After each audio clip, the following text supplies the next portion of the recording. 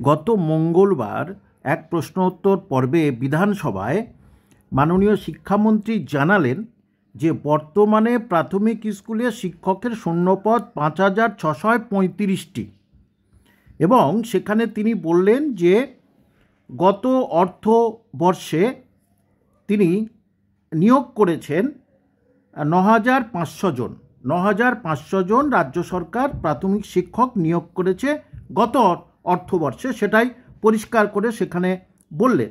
এখন এই নিয়ে তাহলে বিশেষজ্ঞ যারা আছেন তাদের মধ্যে কিন্তু একটা দ্বন্দ্ব শুরু হয়েছে এবং যেটা অনেক আগে আমি আপনাদের বলেছিলাম যে সরকার কিন্তু সিদ্ধান্ত নিয়েছে যে একসঙ্গে কিন্তু 22 এবং 23 দুটোকে একেবারে শেষ করে দিয়ে নতুন 2025-এর জন্য নতুন বিজ্ঞপ্তি দেবে, সেটা জুন জুলাই যেটা বলে দিয়েছিলেন। এখন বোঝা যাচ্ছে যে এখন সারা ভারতবর্ষে, সারা পশ্চিমবঙ্গে গত 10 বছরে 7,000-এরও বেশি স্কুল পুরোপুরিভাবে উঠে গেছে এবং সেটা কি সে তথ্যগুলো পরিষ্কার পরিচ্ছন্নভাবে জানা গেছে রাজ্য সরকারের থেকে। এবং যে মিড ডে মিল ইত্যাদি, যাকে 10 বছরে মোট তথ্য বলছে 7,018টি প্রাথমিক বিদ্যালয় কিন্তু কমে গেছে রাজ্যে, অর্থাৎ 2012 সালে রাজ্যে প্রাথমিক বিদ্যালয়ের সংখ্যা ছিল 74,717টি। এই তথ্য আমার কাছে ছিল এবং আছে। আর বর্তমানে 2022 অর্থাৎ এখনও 2 বছর আগের তথ্য যেটা দিচ্ছি, 2022 সালে সেই স্কুলের সংখ্যা, প্রাথমিক স্কুলের সংখ্যা কমে দাঁড়িয়েছে 67,699-তে। এখনও এই 2 বছরের হিসেব এখনও হাতে নেই।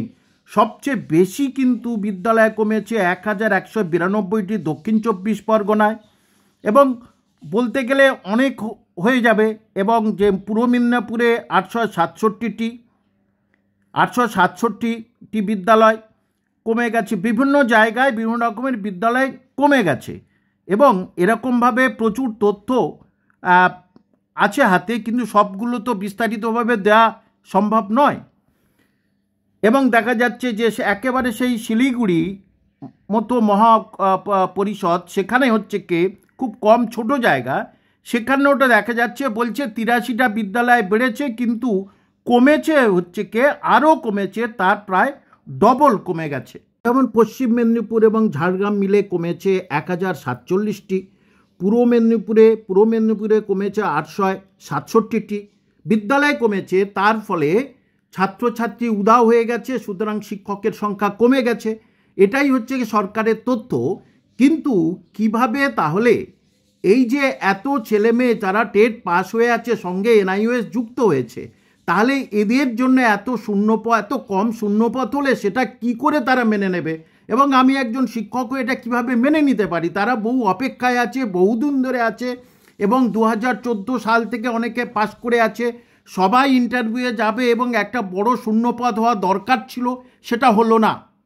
এ তথ্য কে বিশ্বাস করবেন কি বিশ্বাস করবেন না, কিন্তু আমি সঠিক তথ্য নিয়েই তবে আপনাদের সামনে বলছি এবং এই তথ্যটা এসেছে গতকাল রাতে, কিন্তু সঠিকভাবে তথ্যটা বিভিন্ন জনের কাছে জিজ্ঞেস করার পরেই তবে কিন্তু আমি আপনাদের সামনে ভিডিও দিলাম, কারণ এটা অনেকে বিশ্বাসই করবে না যে এত কম ভ্যাকান্সি কিভাবে থাকতে পারে, যেখানে রাজ্য বিধানসভায় যেটা হয়েছে সেটা রেকর্ডেড হয়ে গেছে।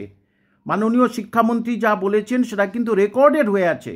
সুতরাং এত কম শূন্যপদে, আমি আবার বলছি, এত কম শূন্যপদে এতদিন ধরে ছেলেমেয়েরা তারা আশায় আছে যে একটা বড় পরিমাণে শূন্যপদ হবে এবং শিক্ষা দপ্তরে যে শূন্যপদটা এসেছে, তাহলে সেই শূন্যপদটা কেন বা প্রাথমিক শিক্ষা পর্ষদে আসেনি, সেই প্রশ্নটা আবার মনে যাচ্ছে।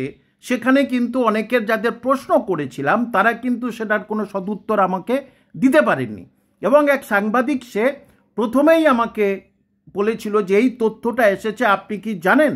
তারপরেই সেই সাংবাদিকের সঙ্গে কথা হওয়ার পরে, তথ্য নেওয়ার পরেই, তারপরে কিন্তু আমি আপনাদের আরও অনেককে জিজ্ঞেস করার পরেই আপনাদের এই তথ্যটা দিলাম কিন্তু তবুও আপনাদের বলছি, ভেঙে পড়ার কিছু নেই।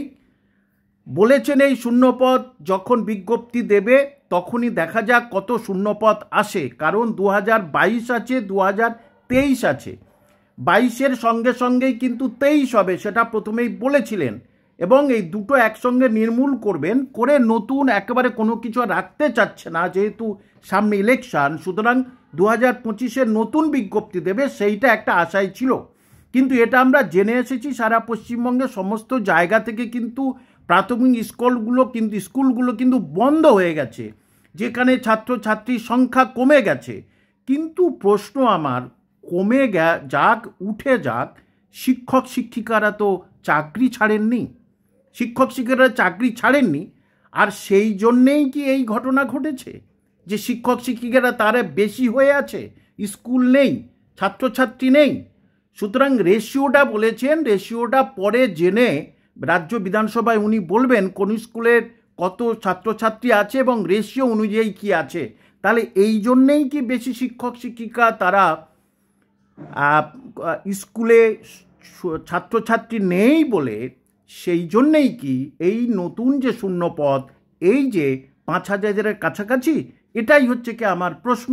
তবে আরও আজকের আমি বেশি করে ভালো করে জানার চেষ্টা করব, সঠিক তথ্যটা, আরও বেশি সঠিক তথ্যটা নিয়ে আপনাদের ভিডিও দেবো। কারণ এটা আবার বললাম, আমি কিন্তু বানিয়ে বলছি না, আপনাদের অনেকে বিশ্বাসী হবে না।